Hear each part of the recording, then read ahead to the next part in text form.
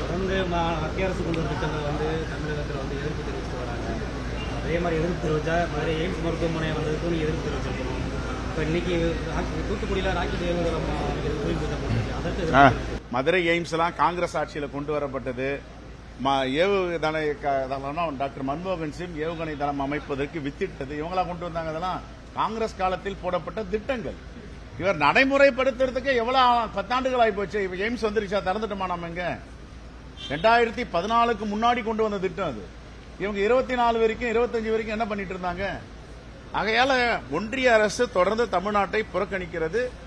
தமிழ்நாட்டில் இருக்க பாஜக அவர்கள் என்ன சொல்லுகிறார்களோ கேட்கிறார்கள். தமிழ்நாட்டுக்கு உரிய கட்சியாது, நாக்பூருக்கு உரிய கட்சியா என்பதை அவர்கள் தான் சொல்ல வேண்டும். இன்னைக்கு ஏன் கலந்துக்கல பாஜக?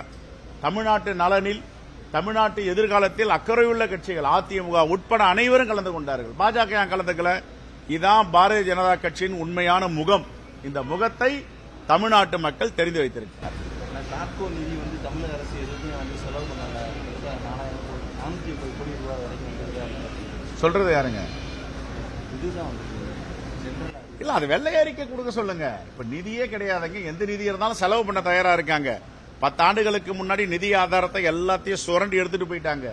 கடன் வாங்கி செலவு செய்கிற நிலையில தான் ஒரு நிதி மேலாண்மையோட மாண்பு முதலமைச்சர் திறமையாக ஆட்சியை நடத்தி கொண்டிருக்கிறார். நன்றி.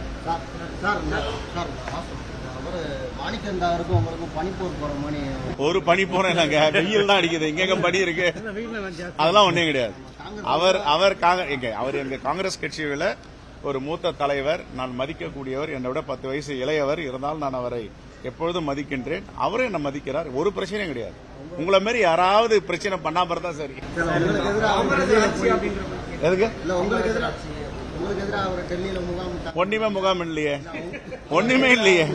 இந்த ராணுவமா முகாம் இருக்கு? ராணுவம் தான் முகாம் விடுவாங்க ஒரு நாட்டை எதிர்ப்பதற்கு. இங்க ஒரே நாடு, ஒரே கட்சி, ஜனநாயகத்துக்கு உட்பட்டு இருக்கும். அது மாதிரிலாம் ஒண்ணுமே இல்லை.